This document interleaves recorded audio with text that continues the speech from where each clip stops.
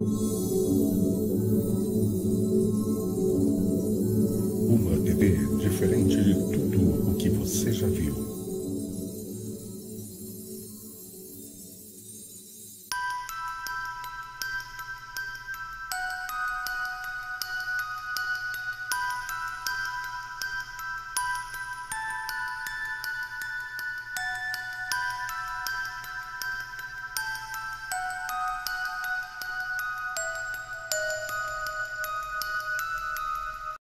É muito importante que nós possamos refletir sobre a importância do Supremo Tribunal Federal ao longo da história, né?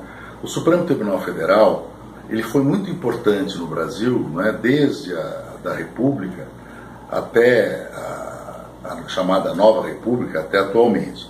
Mesmo nos períodos mais difíceis do Brasil, períodos ditatoriais, nós tivemos exemplos eloquentes de ministros que honraram a toga do Supremo Tribunal Federal e que, em muitas oportunidades, não se dobraram, por exemplo, às leis de exceções, às leis de exceção no período do regime militar.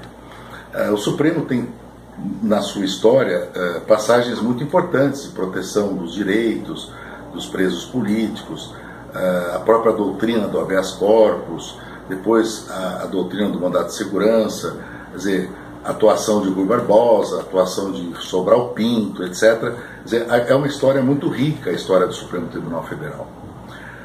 Hoje, com esses problemas que nós passamos recentemente, com algumas atuações de alguns ministros equivocadas, ou, vamos dizer assim, algumas interpretações não muito ortodoxas em relação, por exemplo, à liberdade de expressão, questiona-se o papel do Supremo, né?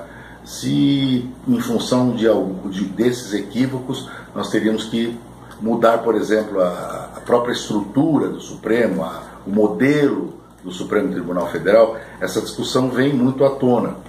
Mas foi uma discussão que já ocorreu, por exemplo, quando nós passamos pela Assembleia Nacional Constituinte em 1988, onde havia um grupo de parlamentares que desejava transformar o Supremo Tribunal Federal num tribunal constitucional, nos moldes que existe na Alemanha, na Espanha, em Portugal, na Itália e em outros países.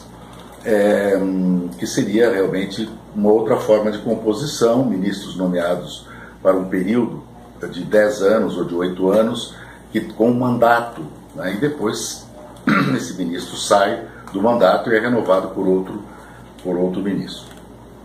Com maior participação social, quer dizer, há todo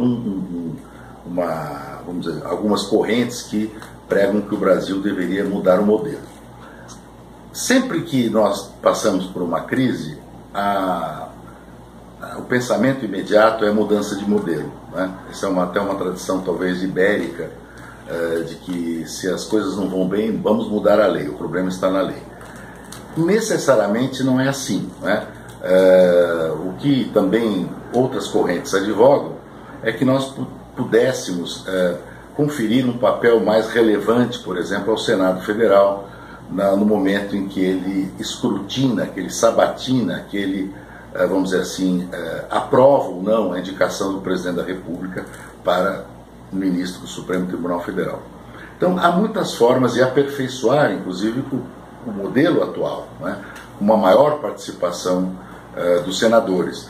É o caso dos Estados Unidos, onde nós nos inspiramos no modelo. Rui Barbosa se inspirou na Suprema Corte americana para construir um modelo de Suprema Corte brasileira, mas nós nos inspiramos em parte no modelo americano, porque nós podemos dizer que o Senado americano é muito mais rígido nessa verificação dos requisitos constitucionais, da vida do ministro indicado, das posições jurídicas, políticas, filosóficas que ele adota. Então, antes de falar numa modificação de tipo de justiça constitucional, eu acharia importante, talvez, aperfeiçoar um pouco o nosso modelo, para que nós saibamos exatamente que tipo de julgador nós gostaríamos, nós, sociedade brasileira, nossa classe jurídica, comunidade jurídica, política, quer na Suprema Corte do Brasil.